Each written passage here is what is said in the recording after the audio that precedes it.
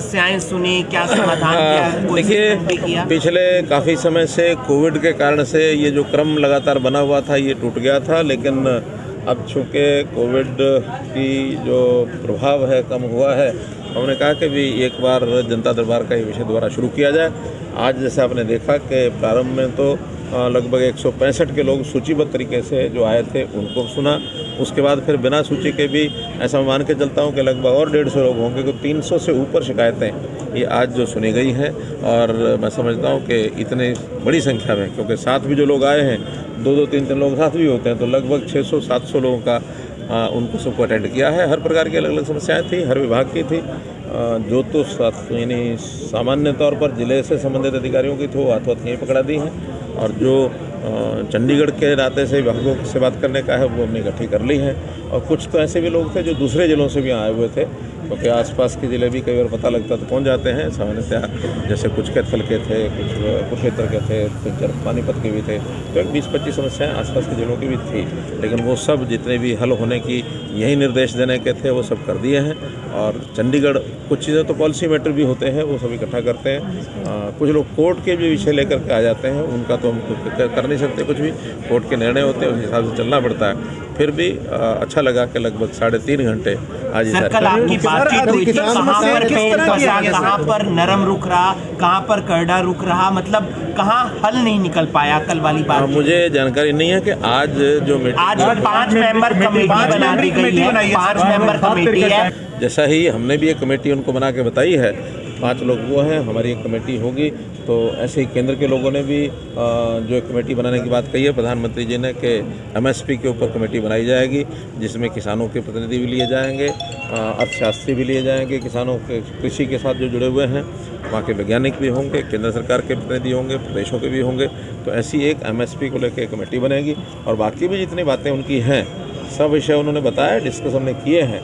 लेकिन कुछ बातों में अभी जिसको कहना चाहिए फैसला नहीं हुआ था, उसी में से हमने उनका भी आज का कार्यक्रम एक बार वो कर लें, दोबारा से फिर बैठेंगे, फिर उनसे बातचीत करेंगे। सर, जो बात आई वो किसानों को मुआवजा देने वाली बात पे है, जिनको नहीं सहमति। देखिए, अभी चूँकि बातचीत अभी बीच में है, अधूरी है, इसलिए सब बातें करना भी उचित नहीं है। जब उनसे बुलाएंगे, बैठ के बातचीत करेंगे, जब भी फैसला होगा तो इनपुट तो होगा। आप वापस लेने को तैयार हैं, क्योंकि आपकी समर्थन पार्टी के इस तरीके के बयान भी आ रहे हैं? जब कोई आपस में समझौता होता है तो बहुत सी चीज़ें होती हैं, और सामान्यतः पहले भी ऐसे एजिटेशन होते रहे हैं और उसमें भी ऐसे समझौते होते हैं। तो जो चीज़ें बहुत हमें कठिनाई पैदा करने वाली नहीं है वो तो किए ही जा सकते हैं, लेकिन करेंगे जब सारी बातचीत फाइनल होगी। क्या लगता है मुख्यमंत्री, हाँ जी, इस महीने कोई समझौते के आसार हैं? अब वो क्या पता, आज जैसे उन्होंने बातचीत की है कि हो सकता है वो कल ही आके मिल जाए, और कल भी हो सकता है, कभी भी हो सकता है। अजय चौटाला का एक बयान आया, उन्होंने कहा है कि अगर बड़े चौटाला साहब चाहें तो कुछ भी हो सकता है राजनीति में, यानी कि डायरेक्शन वहां जा रही है, इनेलो की तरफ जा रही है। क्या पता वो आपको छोड़कर इनेलो के साथ समझौता कर लें आने वाले चुनावों के अंदर? देखिए, ये राजनीति है, लोकतांत्रिक पार्टियां हैं, अपने अपने तरीके से सबकी अपनी नीति होती है, सबको अपना चलना होता है। अगर समझौते पहले भी होते हैं, अब भी हैं, आगे भी होंगे, तो समझौते में कौन पार्टी क्या करेगी इसका तो उस पार्टी को पता है। हमको तो ये पता है कि आज अच्छी सरकार हमारी चल रही है, और दोनों पार्टियों का समझौता बहुत ही एमिकेबली, बहुत ही तरीके से चल रहा है। हम साथ एक मिल करके चल के और अपने सारे एजेंडे को अपना। मुख्यमंत्री, एक बड़ा सवाल है कि करनाल को NCR से बाहर निकालने के लिए आपने पीछे वो भी अनुशंसा भी की थी। लोगों की बड़ी परेशानी है कि यहाँ फैक्ट्रियाँ नहीं चल पा रही, उनके लिए अलग से रूल रेगुलेशन आ गए हैं, और NCR होने के नाते देखिए, जब NCR में ये सारा क्षेत्र आया था उस समय सबको लगता था कि भी NCR में आने के बाद बहुत से लाभ मिलेंगे, लेकिन अब चूँकि इतने वर्षों के बाद लगा है कि कोई बहुत लाभ नहीं है। फिर भी NCR का अर्थ ये है कि जो नेशनल कैपिटल है दिल्ली, उसका दबाव कम हो करके आसपास के शहरों में वो दबाव, यानी प्लानिंग बना करके वहाँ उनको रास्ता बनाया जाए ताकि दबाव उधर बने। और एक एरिया हमने तय किया है कि उस एरिया में लगभग 100 किलोमीटर का एरिया हमने सुझाव दिया, अभी फाइनल होना है कि 100 किलोमीटर दिल्ली के इर्द गिर्द वो सारा NCR रहेगा।